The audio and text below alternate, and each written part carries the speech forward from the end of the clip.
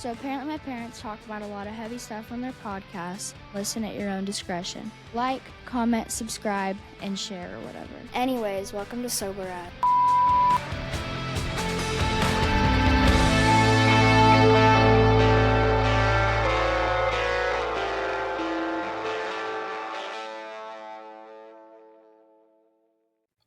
What's up, everybody? Welcome back to the show. I'm Ryan. This is Jess. We are sober as fuck. Before we get to today's guest, do you want to remind everybody we are available on all platforms, so make sure you are sharing the podcast.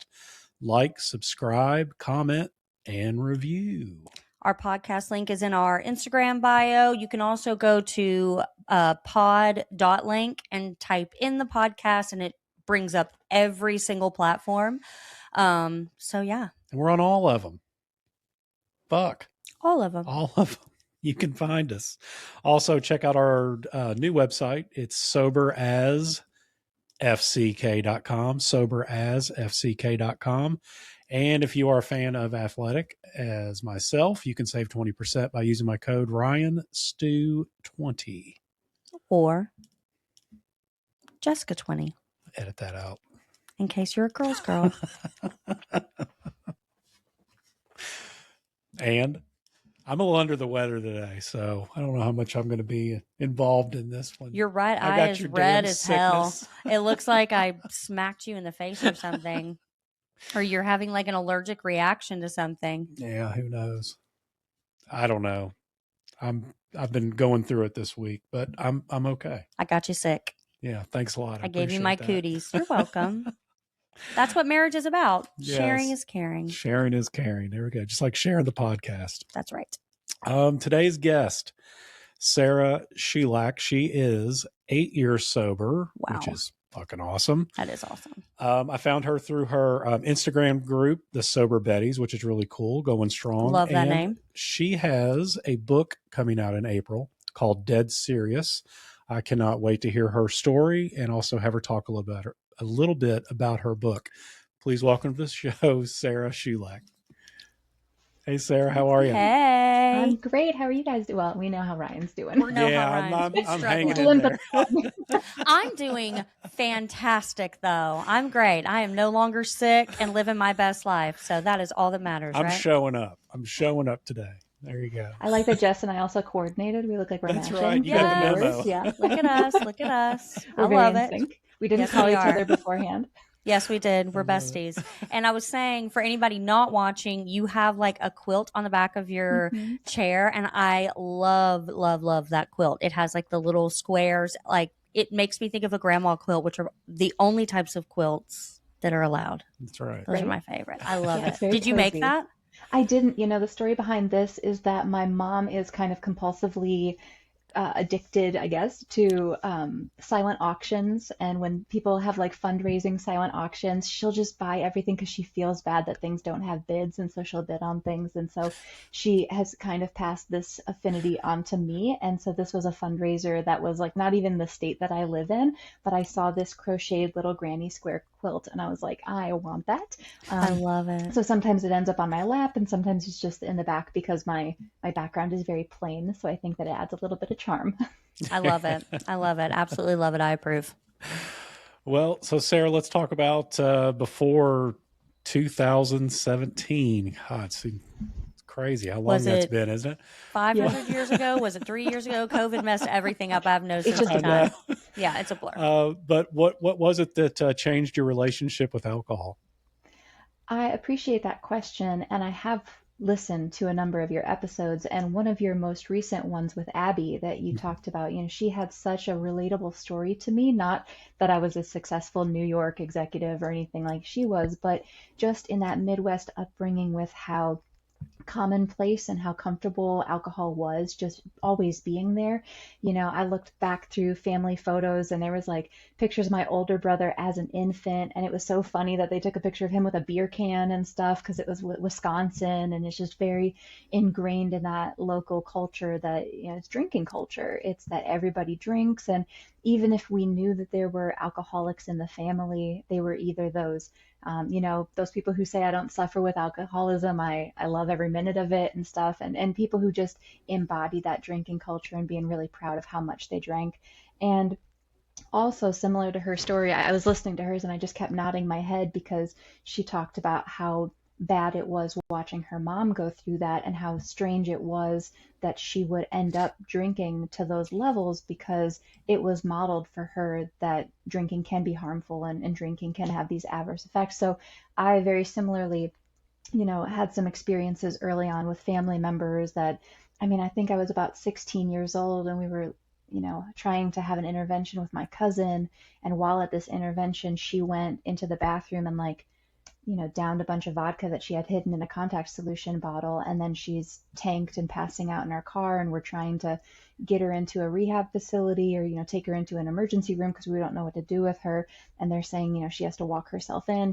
We can't just drop her off unconscious here. And even with those experiences and them being really jarring experiences, there was just still that allure of what alcohol could provide in terms of masking and making you feel accepted or making you feel nothing or making you, just taking a lot of the pains of life away. And so fast forward to around the time when I decided to get sober, in terms of my age and what that meant for me, I was only 27 years old. And so to make that decision to say, I'm done with this poison, I'm done with this toxin, I don't need this in my life anymore, I was relatively young, especially when other people, had lived into as old of age as they could get to in our family before drinking just ended up taking them. Like people were only living to 50 to 70 on average on certain sides of the family. And so you would think that people expect you to get further along in that messiness or the rock bottom, right? Not that they want you to get there, but they expect you to get there. And so there was a lot of comparison, I feel like, in those years of people saying, well, you're not as bad as so-and-so, or, you're not that bad, because people have also said on your podcast that sometimes when you present your sobriety to them, it acts as a mirror to them. And they're looking at me and they're going, well, if you're an alcoholic, I don't even want to know what I am, right? And they're doing that comparison. And I feel like the reason why it came to such a head for me, and it was such an important decision for me to make at that moment, was that I was in an unhealthy relationship that had started at the beginning, January of 2017. And much like another one of your other guests, Kristen, who had shared a lot of her experience with bad relationships and how that can kind of go hand in hand with substance abuse and alcoholism, I feel like the person that I was dating at the time, it was almost like our demons were bonded, right? Mm. It was like we both had the same kind of brokenness in ourselves, and so we bonded because the way that I like to say it is we brought out the worst in each other. And so I don't say that to throw him under the bus and say, it was a toxic situation, but not to label it in the overused phrase of toxic people and toxic experiences, but it just was really unhealthy for both of us. I think that I was a nasty person in that relationship, and he obviously wasn't the greatest, but throughout that year of 2017, it just kept feeling like I was running up a hill in such an exhausting way. And is this what love has to be? And is this all I'm destined for? Is this all I deserve? Is this all I can ever have? And maybe I'm the problem and I need to make it work and I need to be better, do better. And I just kept jumping over all these hurdles that came at me because that's my personality, right? I'm a Taurus with a Capricorn rising. I'm I'm going to make this frickin' happen. And I just kept saying, I can do it, I can achieve it. And now I'm also the kind of person who's all or nothing. So once I'm all in, committed to this relationship, it didn't matter that it was a bad relationship, it wasn't a fit for me. I wasn't going to give up on it, because I felt like that's what society tells us, is it's the dedication of, well, then you need to try couples therapy, or then you need to try this, and this is a relationship of a guy I met off Instagram. We were dating for a year, right? So it's why am I even putting this much energy and effort into it? And so what I realized time and time again is I kept getting into situations where alcohol allowed itself to be my excuse, and I didn't have to take accountability for any of my behaviors or any of the things that happened, or XYZ. Well, everybody was drunk, everybody was drinking, well, it was this. And I was like, gosh, if I could just throw that out the window, if I could just let that not even be on the table anymore, people would have to be accountable, not knowing that meant me too, right? And so Yeah, it was an Olive Garden was my last drink. I think it was a dumb little sangria something, and I just sat at the bar and I had that drink and I was like, this is it. This is it. This is whatever this is the last one I'm going to do because I'm just going to do it for me. And I'll never forget when I told him, the guy I was dating at the time, and I said, hey, I think I'm going to quit drinking. And he said, well, that really sucks because I really like drinking. I was like, didn't even have to do with like why or what brought you to that. It wasn't, any questions after that. It was just like, well, that's a bummer because you're essentially a glorified drinking buddy is how I was in his life. So I think it's the best decision that I made, but it was definitely earlier in my life than a lot of people would have expected that decision to have been made. Hmm. Yeah, I mean, I resonate a lot with your story because, like you said, it can feel very isolating when you don't fit this stereotypical alcoholic or addict like a lot of people envision in their minds, especially as a woman. And so it is hard to have those conversations because I was the same way. I could moderate, and I'm good. I mean, I'll go as far as to say that nothing bad ever happened as a result of my drinking. Not that that is required, but like I didn't really even drink every single day. But it got to that point, you're right, where you're like, why am I doing this? This is so, like, it doesn't bring me anything. It's not good for me. I've seen it destroy people around me who I love and care about. Like, why do I feel attached to such a toxic thing?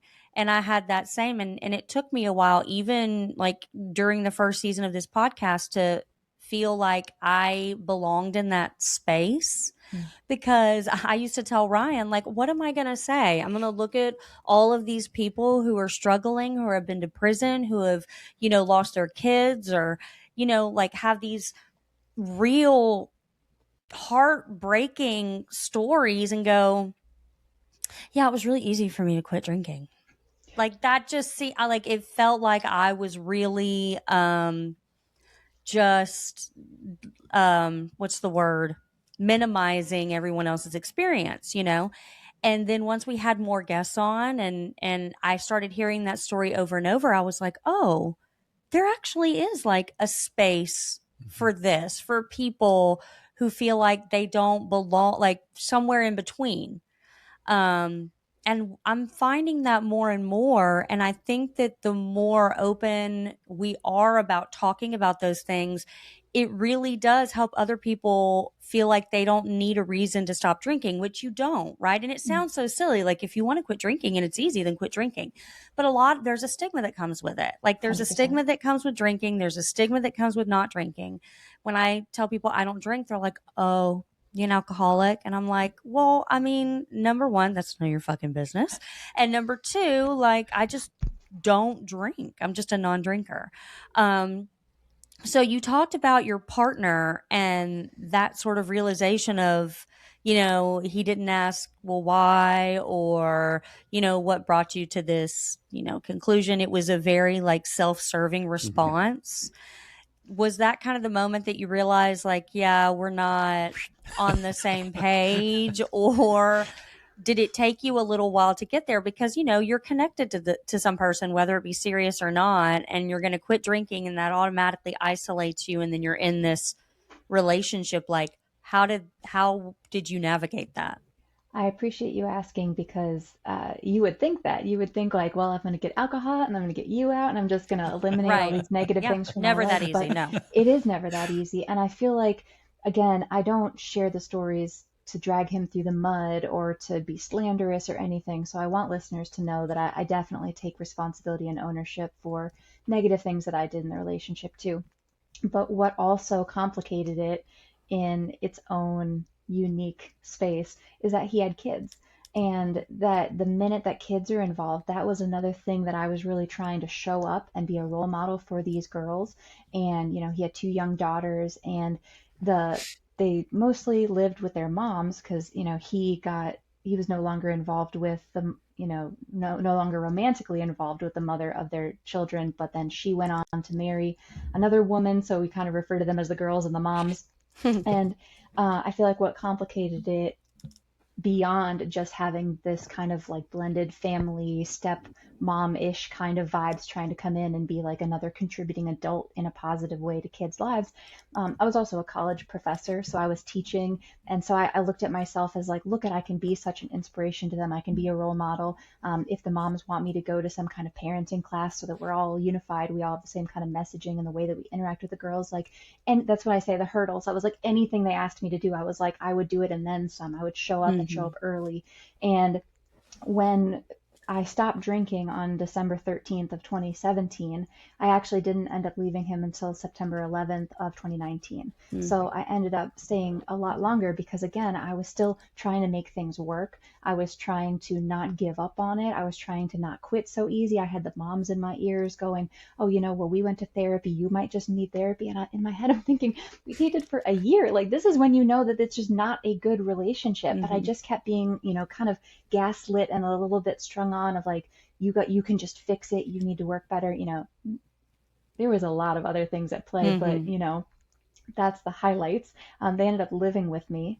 I had a house, my mortgage, my name on everything. They were living with me. So it was just all this complication of how do we navigate it? And I was just sort of hoping that changing that big element of not having drinking was going to have a bigger outcome. But as many of your guests have also shared, getting sober, and it's just not a magic wand where suddenly all of your problems go away. And so what it brought to light was how much accountability I needed to be taking for things, and then eventually ended up in, I need to get these people out of my life. They need to find somewhere else to live. Like, that's not a good, because my ex would always say, well, maybe it's just the living environment, that there's just all these people, we can't focus on us, which is a very logical way to get me to be like, oh yeah, well, that does make sense. And it was kind of one thing after another where we could never really find common ground. We could never find stable ground. And then I realized that a new opportunity was starting, and it was actually in August of 2019 where I started a new job that was downtown Orlando, and I wasn't teaching anymore because I was driving. I would drive like an hour to teach part-time at a college. Oh, wow. Oh, wow. And so, because it was the only campus that hired me. And so in that crazy life environment of my house, I'm like, I don't really mind being out of the house for that long. Like, I'll drive an hour to get away from this and kind of feel like I'm in this oasis of peace and stuff. So I would drive and I would teach a couple classes, and I was teaching, ironically, interpersonal communication and speech, because that's my major is communication. And so I always had this feeling of kind of imposter syndrome mixed with hypocrisy, and how could I be this person who teaches other people conflict resolution and all this when I have this like up to here in my personal life. And so this new opportunity started where I was actually going to be an account manager at a marketing agency, and it felt like this new shiny door was opening. And that was the moment that I was like, actually, you're not coming with me into this new chapter, because I had already gotten the family out of the house and things had already happened. They had flooded my house, so then they suddenly were able to afford living somewhere else once my house was flooded and my floors were damaged. And I'm like, funny how that works, that it's not comfortable for you to live here and now you can afford to be somewhere else. But hope they're doing well. And then I was like, you know what, you're not coming into this part of my life. It's been, I had a friend who really was a rock for me during those days. And she had her own experience with abusive relationships and, people who had endured substance abuse and things like that. And one of the things that always resonated with me that she said was, it's not that it was the worst time, it was that it was the last time. And that was really the phrase that kind of got me out of that relationship, because just like you, when we're talking about rock bottom, is you're kind of, even if it's not an external social expectation that you get to a rock bottom, you kind of feel like you need some kind of big justification for something big to happen. So through my sobriety, I feel like after about 5 years, that's when I had this idea for Sober Betties. And then the last year or so, I had the idea for the memoir.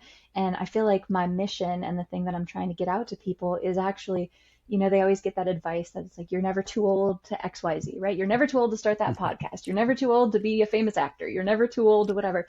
But I'm here to kind of flip the script and remind people to just take stock, take inventory of their own lives. And you're never too early to make a big change. You're never too young to say that something's not right for you. Because I feel like when the typical narrative is, you're in the experimental stage. It's cool to do drugs. It's cool to drink a lot. That's what, college life is about, is you're partying and experimenting and going out and doing as much as possible.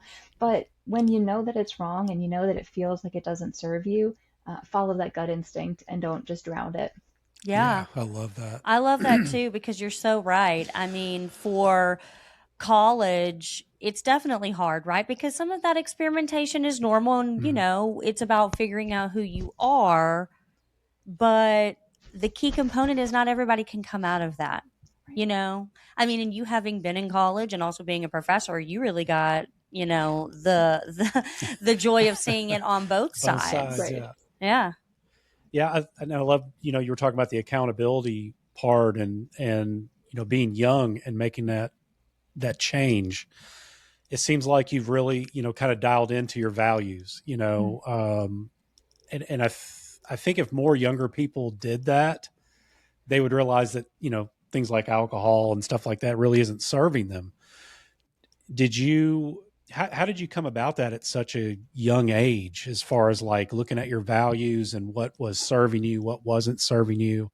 When you got sober, was it like, you started, I know you had shared a little bit about you started working a program. So how did all that look for you? Well, it's a little complicated, and maybe I should, kind of out myself as being a little bit more of the Cali sober type, in terms of like the affiliations of sobriety. And the reason I share that is that I deal with chronic pain, and I didn't want to be another number in the opioid crisis. And when I think about pain management and long-term sustainability, I have used medicinal marijuana products. So not recreationally, not getting from a dealer. I have the card. I did it the right way, legally through a doctor, all these things. But the reason I think it's important to mention is that there's a turning point that was so pivotal and critical in my sobriety. So I'll never forget, I was in the car with that stupid ex in 2017, and I had just gotten back from holiday travel. So December 13th, I decided to get sober, the last drink at the Olive Garden. And I had talked to a friend of mine, and I think it was December 15th that I actually had gotten the courage to ask my friend, who I always knew went to AA meetings. He was always very vocal about AA and very, loud about the program, and he was a big advocate about it.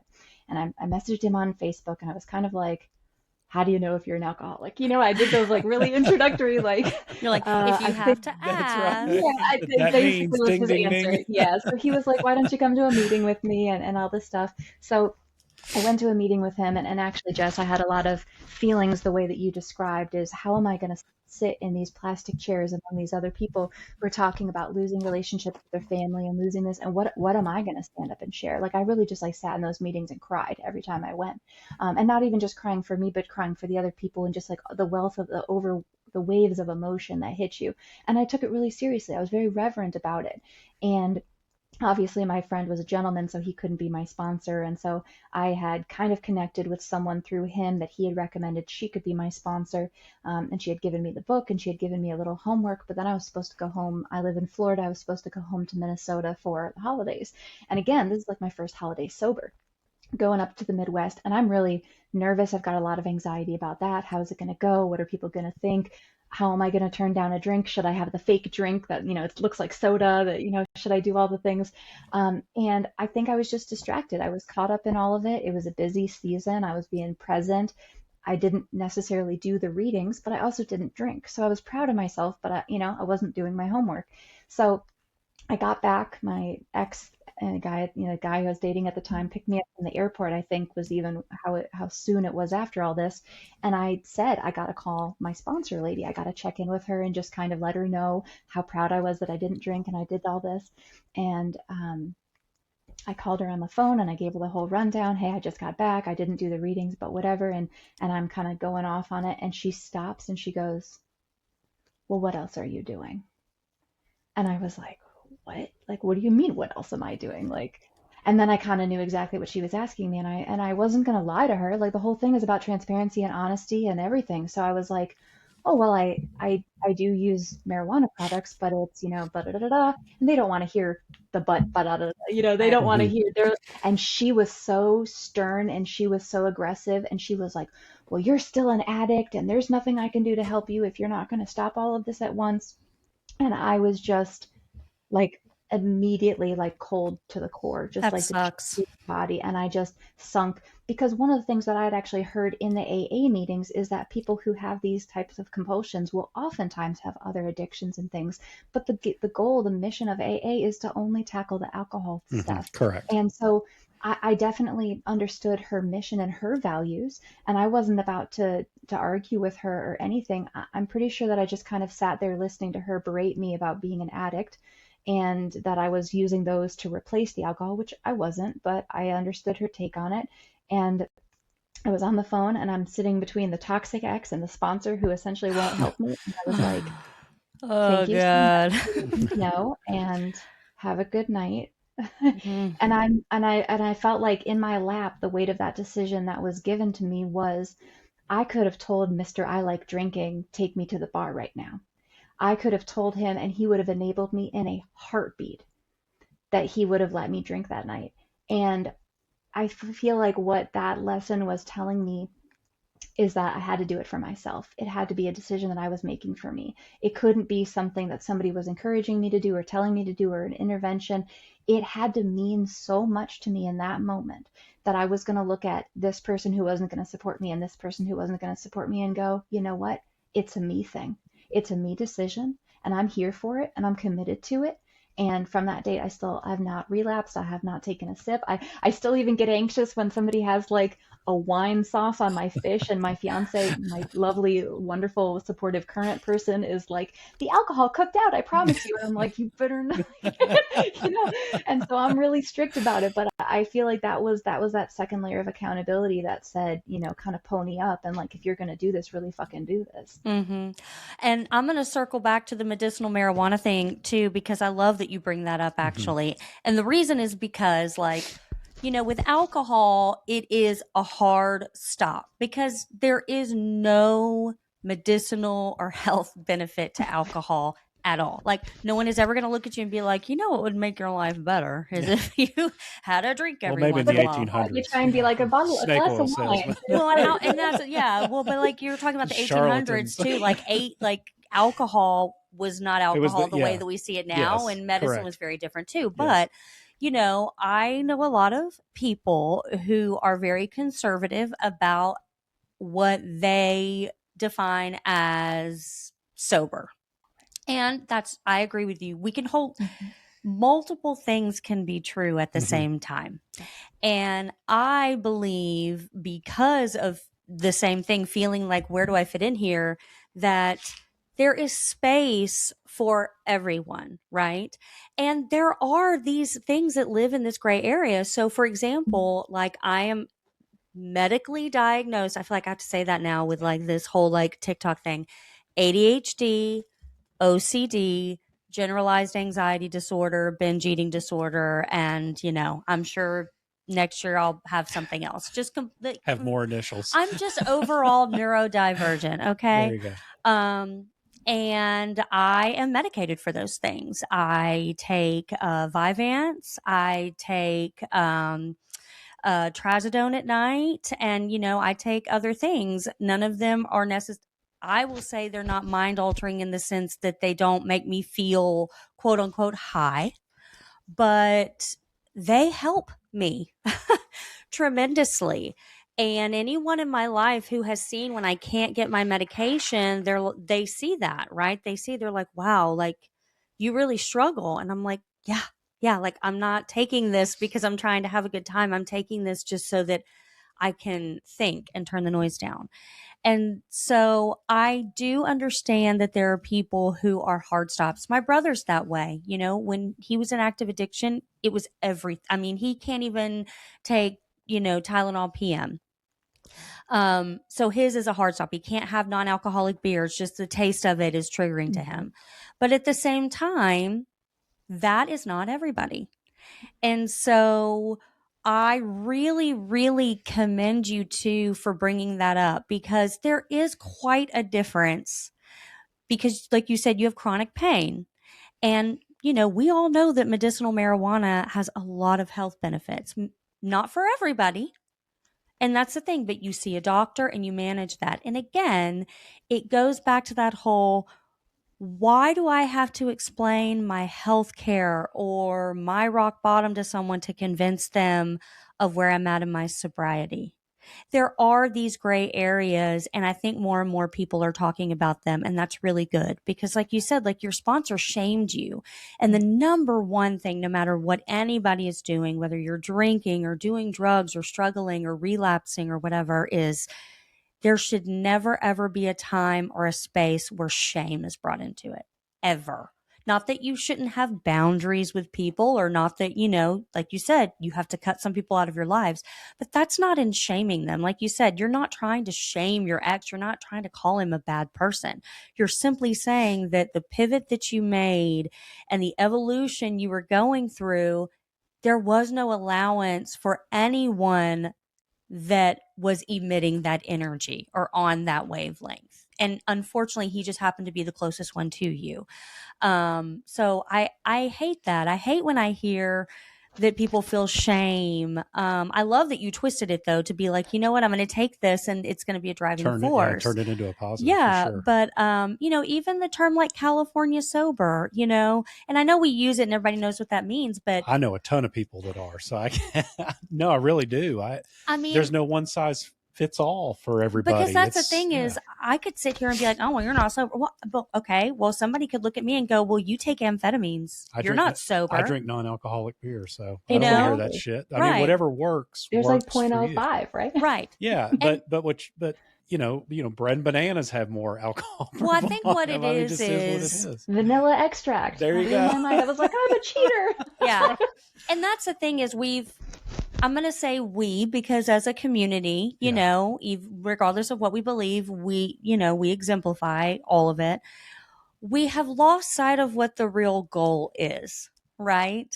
It's to save lives and to be supportive of each other and to encourage people to live a healthier and more free lifestyle. So, there's a huge difference. Like I've talked to people who are like, oh yeah, I'm sober, but I only drink when, and it's like, okay, I will draw the line there and be like, well, that's not sobriety, but you're on the right path. Even then there's no shame. Like you're trying to moderate. I get it. It's not a one size fits all. But yeah, I love that you brought up the medicinal marijuana thing because it's not that simple. It is not that simple. I feel like it's made me more accountable too, because by getting it in these regulated ways and actually thinking of like the dosages and how and when I'm using it and what is the trigger or the pain that's saying I need to reach for this and I need to get that. And it becomes that intentionality and that I'm not doing this because I need to be mood altered and because I need to not feel this or I need to numb this.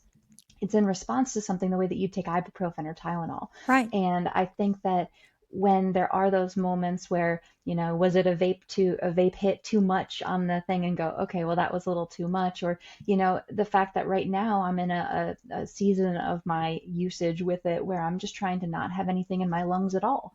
I'm just trying to say I'm only going to have their little mints and chocolates and things like that. And how does that change? Because the thing with the vapes is it becomes a little bit too instant gratification, that it feels a little bit too much like when I was smoking cigarettes. And it's not good for you. Right. And it's not good. It has a lot more adverse side effects. So for me, you have to plan ahead a little bit more when it comes to an edible. And they're not all those edibles that you think of where you take like half a cookie and then you're like mushed into the couch. They are medicinal, so they're super weak in terms of that kind of stuff. But it makes it easier to microdose. And, if I've got TMJ or I've got this back pain and I know I'm going to be walking a lot or standing a lot or doing this, then I know I'm going to plan that accordingly and saying, maybe I'll take one when I leave. I'll have one so that I can take it while I'm at this event or whatever. And then I'm going to give myself a nice Epsom salt bath with magnesium and have another part. It's like you plan it out. And like, to me, that just doesn't feel like substance abuse. And again, to the purists, they're going to look at that and say like that's still drug use, but it makes it more personal to me, and I'd rather do that than be on opiates. No, and I 100% agree, because anything can be substance abuse, right? Like you can be addicted to anything at all. When I was diagnosed with ADHD and binge eating, I laughed. I was like, you're insane. Or even OCD, because I had this idea in my head of what that looked like. I thought I just had really bad anxiety. And, my provider sat me down and went through, didn't really go through the symptoms, but was asking me like, why are you here? What are you struggling with? And it's all about finding a good provider too. Cause she didn't just like day one go, okay, I'm going to write you a prescription. I mean, I saw her for a solid 6 months before she ever wrote a prescription for anything. Cause she's like, I want to know what you struggle with. I want to know what you look like. And I'm sure she wanted to see me at different points in my hormonal phase, my life, and just kind of see how that was navigating. And when she told me I had ADHD, I was like, I'm not hyperactive. She's like, I understand the actual medical terminology really is archaic and needs to be revamped. It really doesn't have anything to do with hyperactivity per se. That's how it manifests in a lot of people, but not everyone. Same thing with OCD, right? Like people think, oh my gosh, I'm so OCD. Everything has to be in the perfect spot. Those as well. So I've had all these same thoughts where And I'm I'm just like, that's you think it's all monk? We have to like hit the door handle 3 times or hit every thing and, like pole. and it may be like that for a lot of people, but Right. even then people like that, there's usually some sort of like manic or bipolar, like it, there's something else going on. And I'm not a doctor, so I didn't mean to throw out medical stuff. I just have lived in this area for a very long time. But like for my OCD, it could be something as small as like, I don't know. And everybody does this, but the difference, and this is what I've learned, is everybody does these behaviors to some degree. Everybody. It's just people who are neurodivergent. It's painful and it disrupts their life. Like I left our bedroom door locked and I said, Ryan, it's like 2 a.m. I said, I left the bedroom door locked. Will you get up and unlock it? And he was like, why? I said, because I don't like it locked. Yeah. And he was like, but I mean, it's not going to hurt anything. And I said, Ryan, get out of this bed and unlock the door. And he was like, Jess, it's not that big of a deal. I was like, if you don't get out of this bed right now, like I would not have been able to sleep. I mean, and I would have eventually. I'm only laughing with you because we were just in town for New Year's at my fiance's house, and he was hugging me, and I could see that the oven light in his parents' the oven light was on, but nothing was in the oven, and he was hugging me, and I was like, Jordan, I have to go turn the oven light off. He's like, you don't have to turn the oven light off. I'm like, nothing's in the oven. I have to turn the oven. Right. Or I have this thing with like my pill box where I can't stand when some of them are depleted and the others aren't. But again, like these to anyone out there listening, like they're like, oh yeah, I do that. Right, but you do it, but then 5 seconds later you've forgotten it. But I'm like, let go of get rid of this hug. I need to go turn. Yeah, and it gets to the point where the hug actually starts making you feel claustrophobic. Yeah. See, Bingo. that's the scary 100%. thing. Yeah, is like he'll do that too, or I'll be in the middle of something. And he's like, I just wanted to give you a hug. And I'm like, please get off of me. And he's like, gosh, that's rude. And it took him a really long time to be like, I'm not rude. It's that it almost is painful. Do you know what I mean? Like it starts to make you feel very claustrophobic. I'm that way with my office. You can't see it because it looks very open and clear in this view that you see. But there's actually a lot of furniture and art things and things like that. My fiance will come in and he'll think that he can like walk right around to me, and I'm like, no. I'll meet you. I'll come and meet you. Let me come around my desk, and I will meet you in the open space where I can hug you. Oh yeah, and don't even get me started on clothing and socks and shoes. And nothing too tight up here. No, and I mean, my daughter's like, why do you wear your hair up all the time? I have it down today because I washed it, but she's like, why do you wear your hair up all the time? And I'm like, because I don't like how it feels on my neck. I usually think it's a bug. Yeah. Yeah. And I'll sit there. I did that yesterday. What was it? I was like, oh my God, I know it's a hair, but I feel like something's on me. But the thing is we laugh about it because it is funny, but it's not funny in the moment. It's not. Yeah. It's not funny when you're going to die in the moment. Right. That's right. It's not funny when you're standing in your closet and you're crying because it's been 45 minutes and you can't pick out what to wear. And you're like, and this has happened many times where he's like, just pick out a shirt. And I'm like, I can't. I said, I've touched every single shirt I have in here and I can't. And he's like, honey, just pick one out. I'm like, I can't. I physically cannot. So yeah, like I know we kind of digress there, but these are, addiction, mental health, whether it be alcohol, drugs, whatever it is all under the same umbrella, right? You don't need to be fixed because you're not broken. You just don't understand how your brain chemistry works. You don't understand why you feel the things you feel, and knowledge is power, right? So when you're able to find a good provider or a great community that doesn't shame you, that doesn't make you feel like you have to fit or conform into whatever recipe, is going to yield some, whatever, that you start to realize, oh, it really is an individual path. And all of, we promote all programs. AA works for you, amazing. Online works for you, great. Non-alcoholic drinks work for you, amazing. But, the one thing that we steer clear of is saying that there's a one size fits all. Because at the end of the day, all the programs, they're the same. The fundamentals They of all, them they all are say the same shit. You have to wake up every day and force yourself to be honest about everything, even things that you don't want to be honest about. Right. Like Ryan has a big one, like, don't be an asshole. Right. And but it's true. Don't be an asshole. And not just to other people. Don't be an asshole to yourself. I mean, the human experience alone is hard. So I think that when we're talking about things medicinally, it's difficult, right? Because there are a lot of bad providers out there. Right. There are a lot of good ones. And so it's a journey, and there is this gray space. And I always tell people, listen, I'm not pro or anti medication or anything. I'm pro what works for you. I have lots of friends who are like, I have all these things and I choose not to take pharmaceuticals because of X, Y, and Z. And I'm like, that's great. But they still see practitioners and prioritize their health.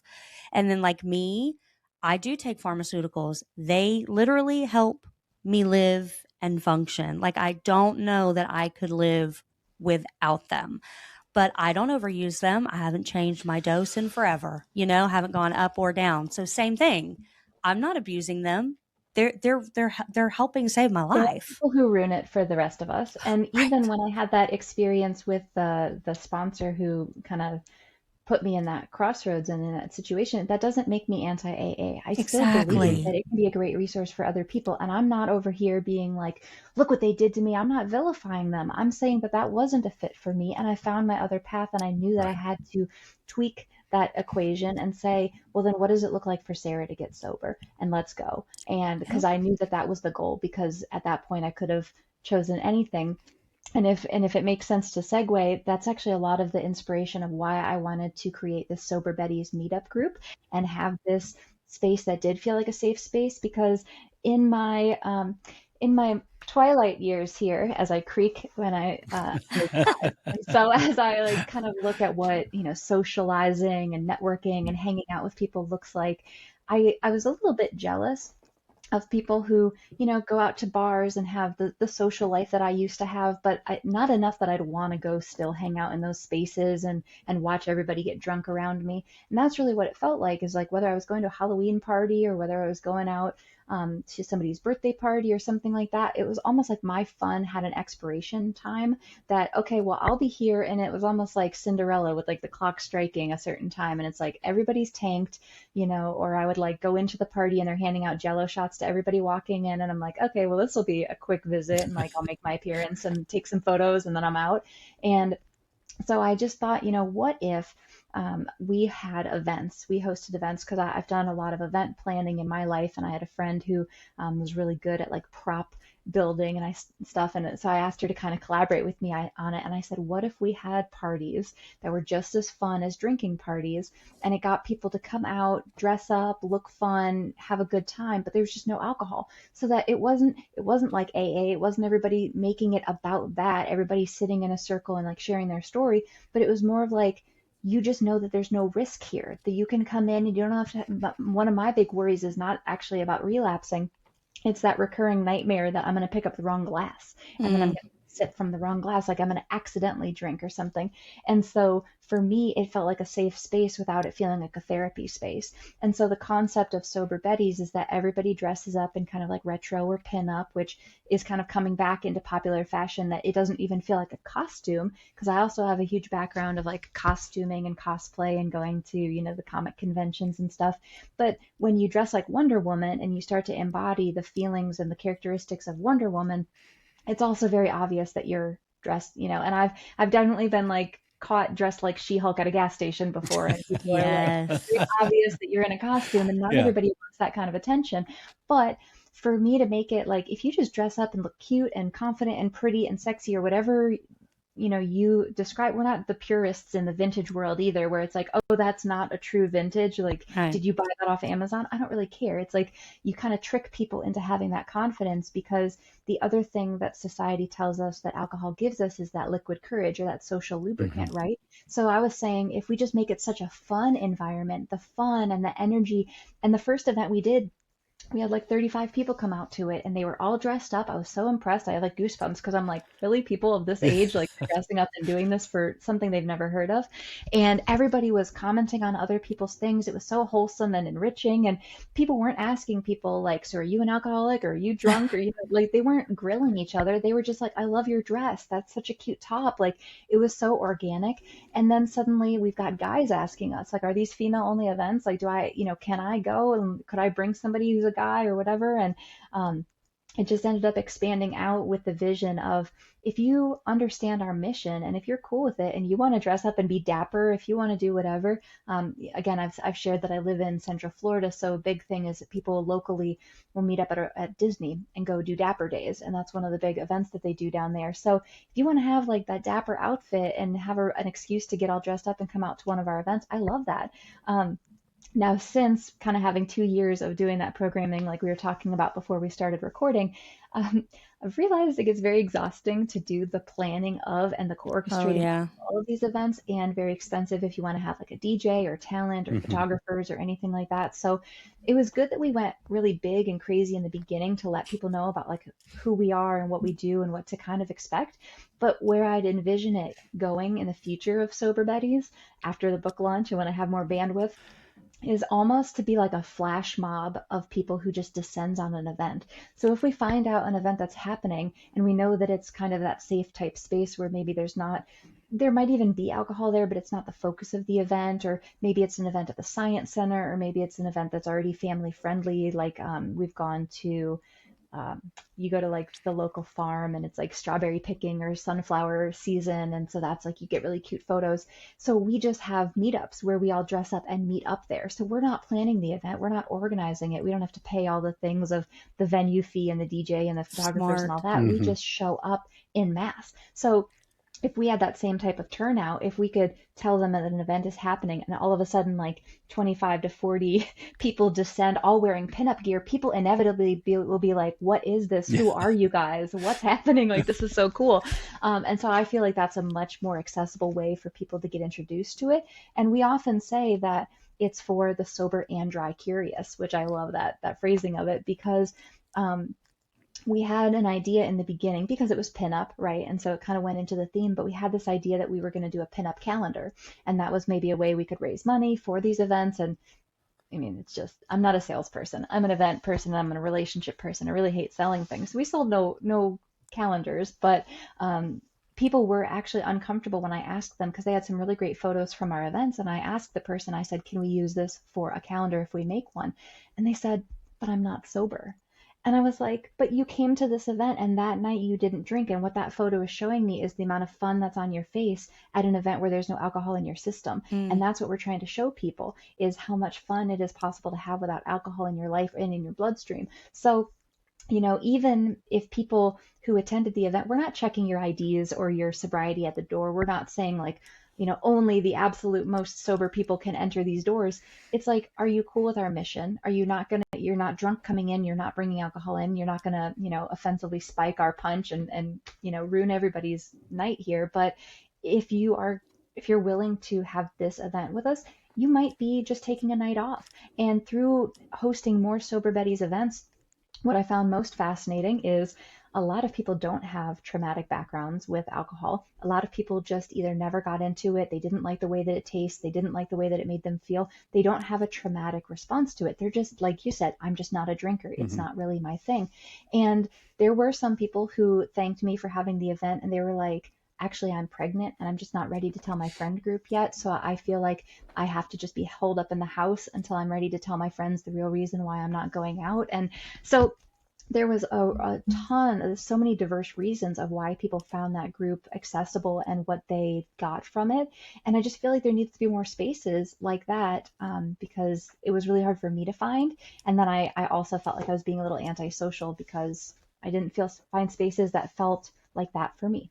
That's incredible. And I love how you say that it's not even about like, all of these communities are for sober people. It's the whole, subject matter is being sober, getting sober, staying sober. And that's fantastic. Don't get me wrong. Like we have a lot of friends who do podcasts or do coaching, and they're like, I require you to be sober for a year. And I totally get it, like before they'll do the coaching, because that's what it's tailored to. But you're so right. There aren't a lot of spaces who are like, listen, it doesn't matter if you're actually sober or not. It's just about coming here and having a good time, not drinking and not using. Because you're right. Because really what it is you're showing them that same dopamine that they're chasing, they can dip their toe in, that they can get that not drinking. Because that's a lot of what other than just your body's like physical and chemical dependency on the substance, you quit drinking and that dopamine is gone. And you're like, oh my God, like, what do I do now? So you can fill that space with, well, you fill it with this and you fill it with that. And yeah, like meditation, working out, all those things that programs teach you, those are great things, but they don't work for everybody. Like, and they don't feel social all the time. They don't feel social. Like for me, like, I understand about writing and meditating and be like, oh, go take a walk. But that doesn't, on some of my bad days or when I'm struggling, I'm like, yeah, fuck that. That doesn't help. Like I took a walk, I drank the water, I did the things, and I still feel like shit. You just want to dance, and we just get together and we dance and see, and and I know this is popular now, but like I am a sucker for like 90s pop groups. I love them. I'm 40 years old and I will get down to some Britney Spears and NSYNC and all of that. And I love it. But, you go to places and I don't want to get drunk and dance. I just want to dance. Like in Dazed and Confused. I just want to dance, So I love that. I've always kind of teased Ryan about how we should have a sober prom. Yeah. And just have... in Minnesota, I'll take the show on the road. And not even have like a theme. Just be like, if you never got to go to prom and you want to go in the dress that you would have worn, if you like to do the tacky prom and you want to do the whole like Dumb and Dumber thing or do like an ugly wedding dress, like whatever you want to do, because you're so right. Like, especially with a prom, not everybody got those moments. And I know it seems silly, but like those little moments are so important. And one last thing, I know Ryan's sitting here like, will you please let me say something? I'm going to let you say something. I'm going to let you speak. But, I love that you brought up pregnancy, because there is no space for pregnant people and fun. It is like you get pregnant or you become a mom, and any sort of fun or socialization that you have, that's what the topic of conversation is going to be. And that makes me want to rip every single hair out of my head, because the number one, and my daughter is about to be 15, our daughter, but I'm speaking on, my daughter, is, that's what I found. I was like, I was a full ass person before I became a wife and a mom and all these other things. And to assume that I only want to do mom shit or like girly shit is going to make me go crazy. So I love that you brought that up, because it's like, I'm pregnant and I just don't want to tell everybody that I'm pregnant yet, but I also don't want them asking why I'm not drinking. I will not go on this squirrel moment, but don't even get me started why. It's none of your fucking business why someone isn't drinking, and it's never okay to ask, but whatever. I love that. Will you marry me, Sarah? I think I'm in love We're with just gonna you. be besties. I think I'm in love with you. I just think that's fantastic. I'm a very inclusive person. And so I really, really love how you're so open and you really want to create space for everybody. You are like, you're singing my song. You're killing me softly with your song. Just a big old Care Bear over here. I love it. I love it. I mean, I worked in nonprofit healthcare when he met me. So I'm a humanitarian at heart. And I was like, I hope you don't ever expect me to be your sugar mama because I'm never going to make any money. Well, let's pivot and talk about the book Yes. coming up. Dead Serious. Give us a little backstory on that. Yeah, well, the very shortened version is that I had already had the opportunity to write a chapter in a book. So I was in a part of an anthology with my mother, actually, which was so cool because the subject of the book, that one is called Wisdom Before Me. And so we weren't the lead authors on it. There was one lead author and then all these contributing authors. And I was really I've talked about it on a lot of other podcasts, so they can go get the full story elsewhere. But I was really just trying to get my mom into it. And then the people who were organizing the book got their hooks in and they're like, oh, it's a 2-for-1. We'll get the mom and the daughter and get this like multi-generational dynamic. And we took the bait. We thought it was really cool for us to do together too. And I was going to help her through it. So we did end up doing it. And it was not the most ideal writing experience in terms of organization and how the process went. So I didn't know that I really wanted to do that again for a little while, but it was that feeling that nagged at you when you've got that kind of calling, that thing that you know that you want to do, whether it was starting a podcast or, becoming a runner or doing some type of thing that you're just like, this has got to happen at some point and I'm just going to do it. And I knew I had a book in me is the point. And I just didn't really know what I was going to write about, right? Because again, we go through those waves of imposter syndrome and is this good enough, or what would people actually want to read? And is this cool enough or sensational enough, or is this too cringe, or all these things that we battle. And my fiance is very supportive, but he was also like, that's usually for people who are, and bless his heart, he was like, those are for people who are successful and like impart all this knowledge. And he's thinking of like he's a programmer, like an engineer, and so he thinks in those very binary ways, analytical mind, right? Microsoft, and then they're writing the book about that experience, or you're imparting this wisdom. And so I'm like, yeah, what am I really talking about here? And I looked at my life and I looked at the lessons, whether it was sobriety or overcoming bad dating choices, which is a huge theme of my life. But I looked at it and I was like, this is kind of weird, but death is actually one of the biggest themes that I've had in my life, for better or worse. And I actually thought it was really fascinating because there's a lot of stories that end up in the book that, because of where society is at, whether it's talking about death or grief or loss or all these different things, there's not really a good time to bring that up, just like mental health, just like sobriety. In the spaces where you're going to be okay bringing it up, and those spaces where if you bring it up, somebody's going to call you the fun killer or the buzz killer or the thanks for making it the fun awkward. police. That was Ryan's favorite thing to call me when he was drinking. Oh, here comes the fun police. That's right. Right? And like I've had people, because I have a big tablecloth that says Sober Betty's on it, and I had it at an event one time, and so you see people like bopping out the bar and grabbing it, and then they see what it says and they're like, and they get really comfortable and they like hide the drink behind their back. I'm like, I'm not trying to police or enforce or do anything like that, but what was really fascinating is that in the book I talk about not only deaths that I witnessed or that I was, close to, or people who were really close around me dying, but also the deaths that happened in my family that shaped our family dynamic, that said, this is why we do talk about these things or why we don't talk about these things. And, spoilers or teaser for the readers, my grandmother actually took her own life when my mom was only 10 years old. And so to grow up, it wasn't, it's not something that you're proud of. It's a thing that is very shameful, is, people who take their own lives, and especially at that age, what my mom dealt with and how she processed it. And until we were old enough to get it, my parents said it was a heart attack. They just, really quick, short answer, grandma had a heart attack, boop, done.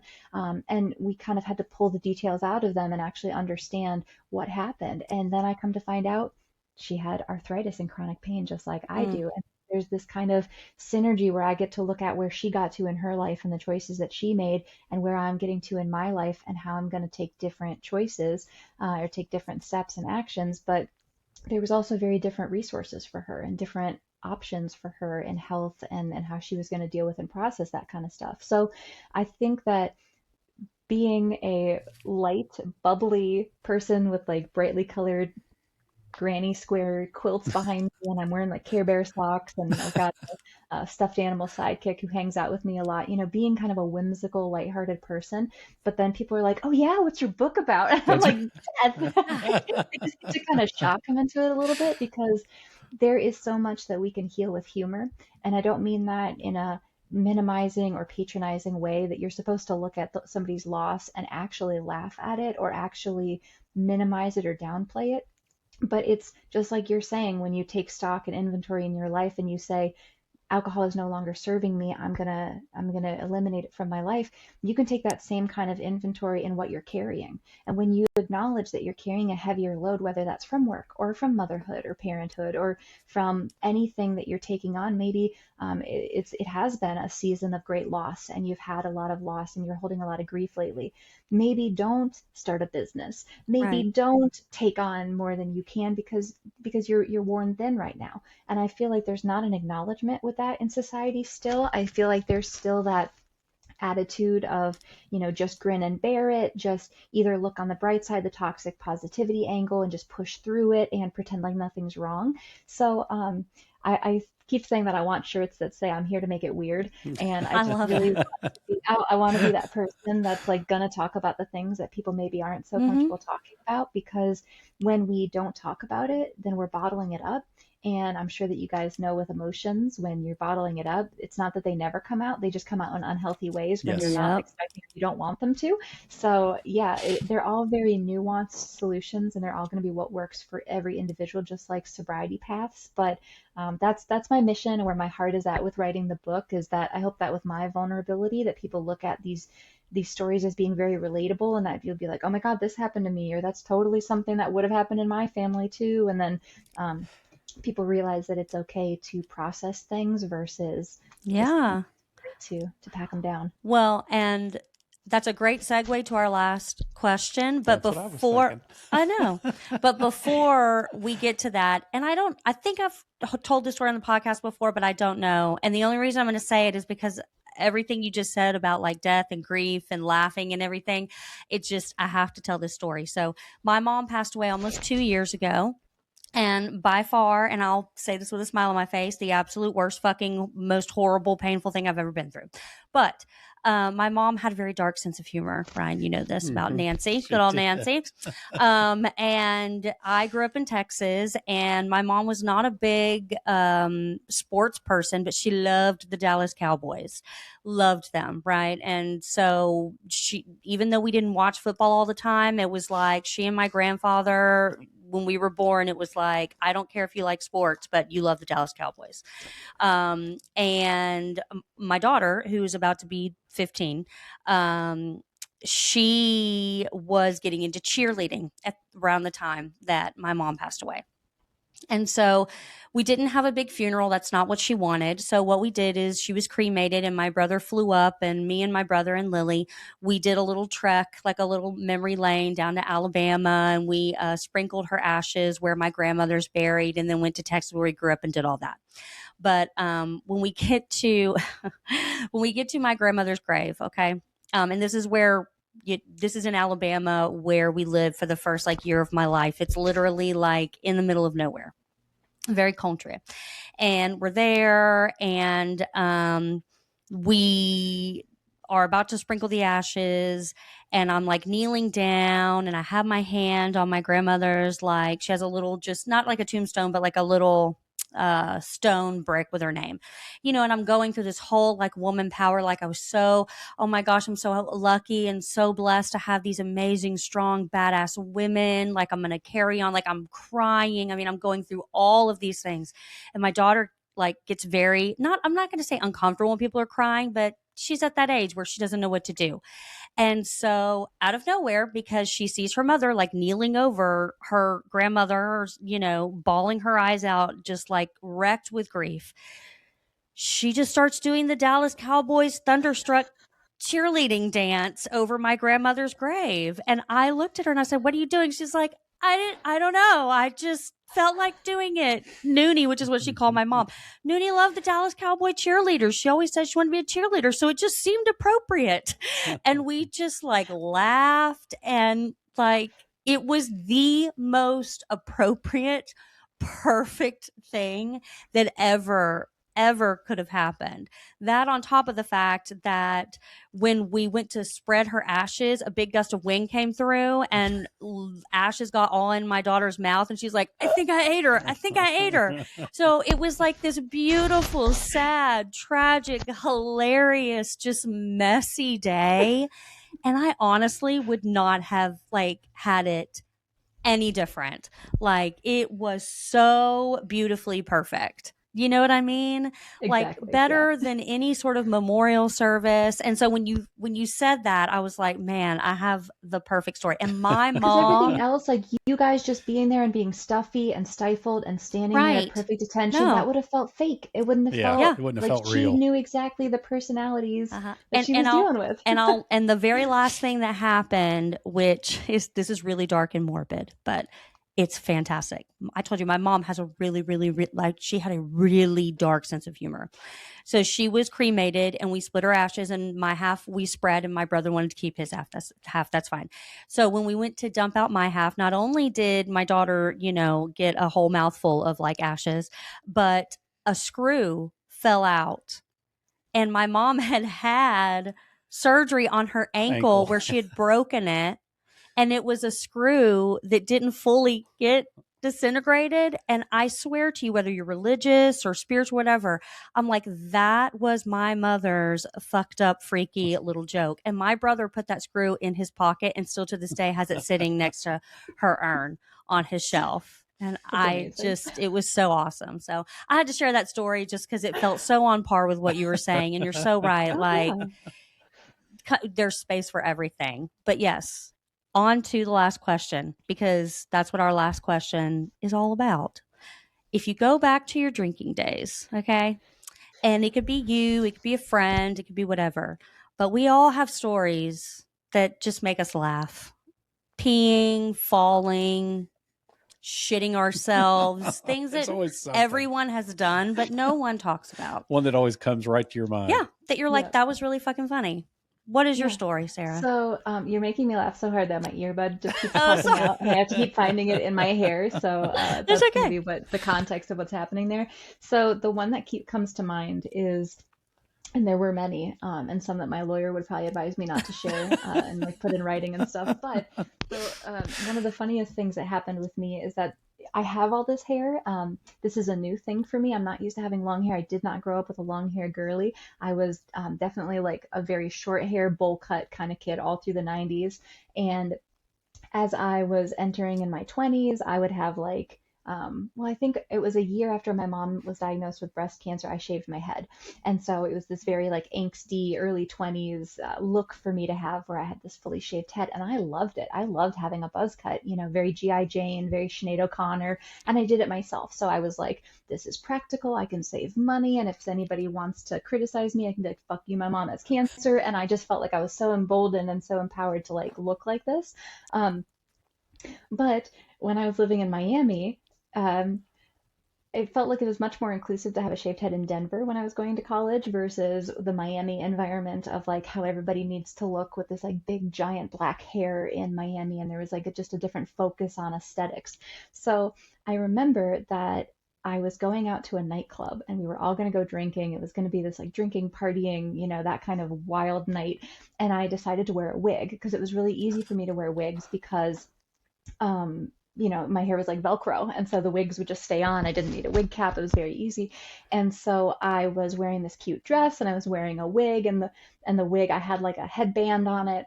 And I was out with these guys and I just feel like maybe I wasn't getting the attention that I wanted. I wasn't getting like the amount of attention. And I'm like a very tattooed person. I have a lot of ink, but I just knew that I was being treated differently because I didn't have my shaved head. I had this like really boring brown wig on.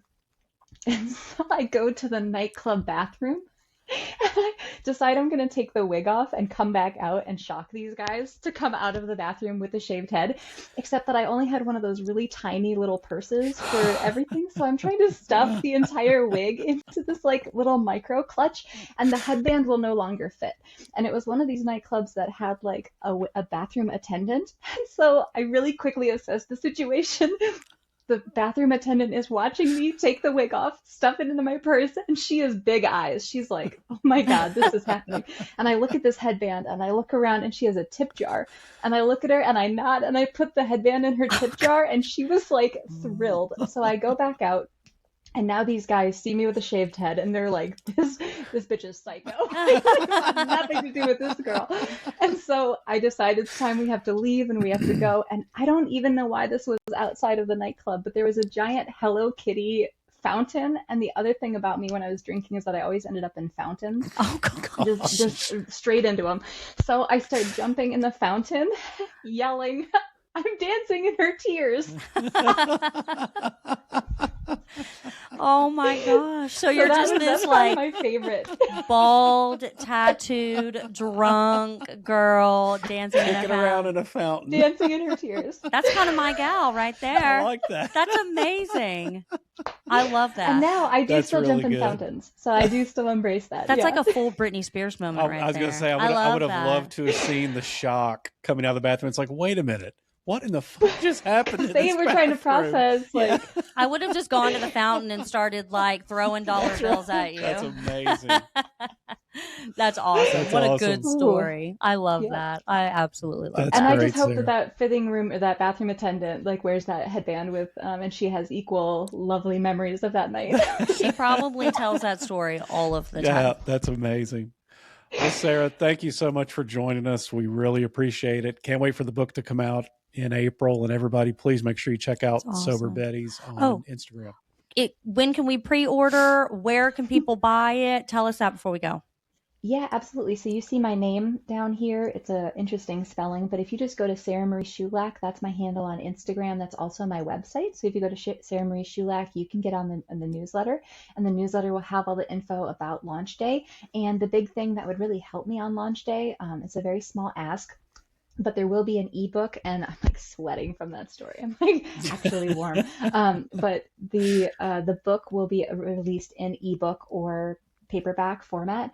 And the way that Amazon works to be considered like an Amazon bestseller, it's a really nuanced thing that they don't consider a sale until the item is received. So if y'all buy a paperback, it won't consider the sale done until you actually get it delivered to your door. So we're really trying to push the ebook on launch day because then it looks like a lot of sales on that really concentrated day. And so if you do choose to buy a paperback, totally up to you. But if you see that it is launch day and you are able, it'll just be discounted to 99 cents for that launch day to make it a really big accessible day. And so people don't have to buy it, they don't have to read it, but that 99-cent launch day purchase would help me kind of rank in those categories and help other people find it. Awesome. Absolutely. I never go anywhere without my Kindle, so you can count on me. Yes, and we actually will put it on our Amazon storefront as well. Oh, cool. So you can access it there too. Awesome. I really appreciate it, guys. This has been awesome. Yes. Oh, yeah. Thank you So so much much, Sarah. fun. We'll talk to Thanks, you soon. Sarah. Thank you. Bye.